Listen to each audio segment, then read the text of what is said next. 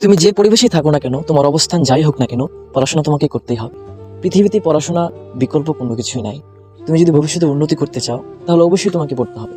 মনে রাখবে, মানুষ দুই ব্যক্তিকে সম্মান করে, এক হচ্ছে টাকাওয়ালা, দুই হচ্ছে জ্ঞানী ব্যক্তি। টাকাওয়ালার টাকা যতদিন থাকবে, তাকে মানুষ ততদিন সম্মান করবে। আর জ্ঞানী ব্যক্তি, তার বয়স যত বাড়তে থাকবে, ততই তার সম্মান আরও বাড়তে থাকবে। এই জন্য পড়াশোনা করতে হবে, মন দিয়ে পড়াশোনা করতে হবে। পড়াশোনার বিকল্প কোনো কিছুই নাই। তুমি কি দেখো না বর্তমান প্রজন্ম, ওই যে আমাদের হাসনাত আব্দুল্লাহ, সে কি অশিক্ষিত? সে কি মূর্খ?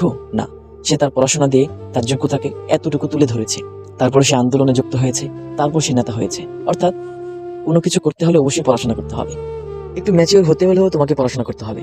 তোমার বাবা মার পাশে দাঁড়ানোর জন্য তোমাকে পড়াশোনা করতে হবে। তোমার ফ্যামিলিকে একটা উন্নত পর্যায়ে নিয়ে যাওয়ার জন্য তোমাকে পড়াশোনা করতে হবে। তোমার সফলতার জন্য, তোমার সফলতার সর্বোচ্চ শিখরে পৌঁছানোর জন্য হলেও তোমাকে পড়াশোনা করতে হবে। এই জন্য পড়াশোনার কোনো বিকল্প নেই। পড়ো, বুঝো, শিখো, তারপর সামনের দিকে এগিয়ে চলো। মনে রাখবে, এই পৃথিবীতে কেউ তোমাকে জায়গা করে দিবে না। তুমি তোমার নিজের জায়গাটা নিজেকেই করতে হবে।